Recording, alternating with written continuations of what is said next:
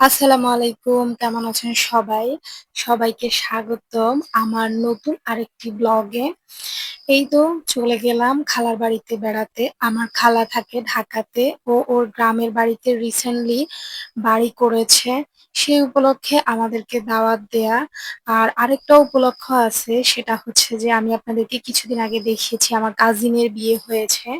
তো কাজিনের হাসব্যান্ড সহ দাওয়াত দেওয়া হয়েছে নতুন জামাইয়ের সাথে পুরাতন জামাই, নতুন বাড়ি উপলক্ষে, মানে সব মিলিয়ে একটা দাওয়াত হয়ে যাক সেটাই হয়ে গেল।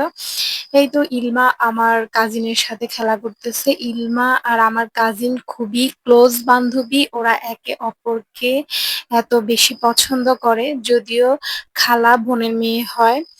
এই তো আমরা বেড়াতে যাওয়ার সময় তালের ডাব নিয়ে গিয়েছিলাম। সবাই মিলে সেটাই ওদের সিঁড়িতে বসে খাচ্ছিলাম। তো চেয়ারম্যান সাহেবকে লাগিয়ে দিলাম তালের ডাব কাটার জন্য। কার ডিস্ট্রিক্টে এটাকে কি বলে আমি জানি না। এই তো সব তালের ডাব খাওয়া শেষ, আমরা পুকুর পাড়ে এসে বসলাম। মাছগুলো কি সুন্দর পানিতে ভাসছে সেই দৃশ্যটাই দেখতেছিলাম। আর আমার কাজিনরা গোসল করতেছে, ওদের সাথে বসে আড্ডা দিচ্ছি। এই যে ওই দিনের ওয়েদারটাও আলহামদুলিল্লাহ এত জোস ছিল, একদম রোদও ছিল না, বৃষ্টিও ছিল না। এই তো সবকিছু শেষে আমরা সবাই ডাইনিং এ খেতে চলে আসলাম। আর খাওয়ার মেনুতে তো অনেক কিছু ছিল, প্রায় ৮-৯টা আইটেম ছিল, তার মধ্যে ৫ রকমের ভর্তাই ছিল।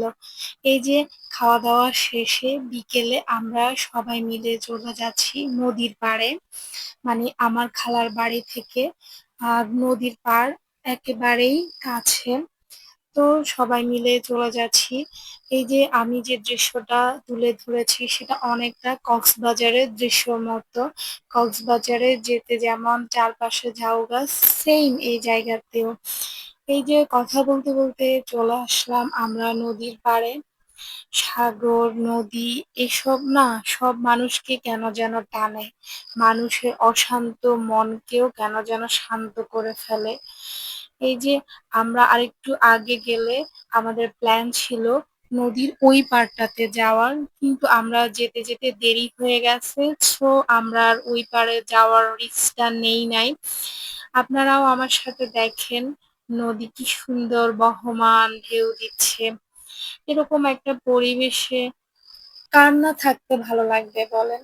আমি সবসময় নদী কিংবা সাগর পাড়ে গেলে আমার একটা কথা মনে পড়ে যায়। কথাটা আমার মামা একবার বলেছিল যে, "সাগরের ঢেউ বলো, নদীর স্রোত বলো, যেদিক থেকে আসে পৃথিবী যতদিন থাকবে ঠিক ওদিক থেকেই আসবে। কিন্তু এই সাগরের ঢেউ, নদীর স্রোত দেখার জন্য তুমি যার হাত ধরে হাঁটছো সেই হাতটা কিন্তু তোমাকে ছেড়ে দিতে পারে।" এই কথাটা আমার প্রায় মনে পড়ে। আসলেই প্রকৃতির যে জিনিসগুলো সেগুলো পৃথিবী একদম শেষ হওয়া পর্যন্ত থাকবে। কিন্তু কৃত্রিম মানুষের সাথে সম্পর্ক আমাদের তৈরি করা জিনিসগুলো সেগুলো আসলে আম খুব একটা চিরস্থায়ী না, ক্ষণস্থায়ী। এই যে আমরা এটাকে বোট না, ঠিক মনে হয় ট্রলার বলে। আমি সিউর জানি না এটাকে কি বলে। এটাতে উঠে গেলাম আমরা।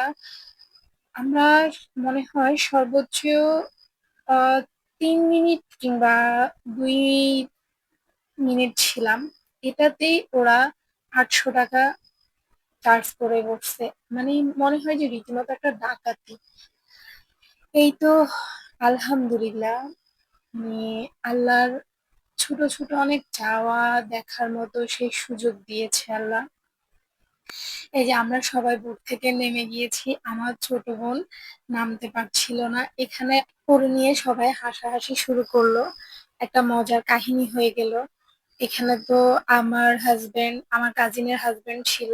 তো ও কারো হাত ধরে নামবে না। এখন ও নামতেও পারতেছে না। ও চিল্লাচিল্লি করতেছে। এখানে আমার হাসব্যান্ড আবার ওকে মজা করে বলতেছে, "আল্লাহ যেন পড়ে যায়, আল্লাহ যেন পড়ে যায়।"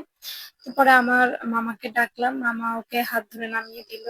এই যে আমরা মা মেয়ে একদম শান্ত হয়ে বসে নদী দেখতেছিলাম। দেখতে, দেখতে সন্ধ্যা হয়ে গেল। এরপরে ওখানে আসলে খাওয়ার আইটেম খুব একটা ভালো নেই।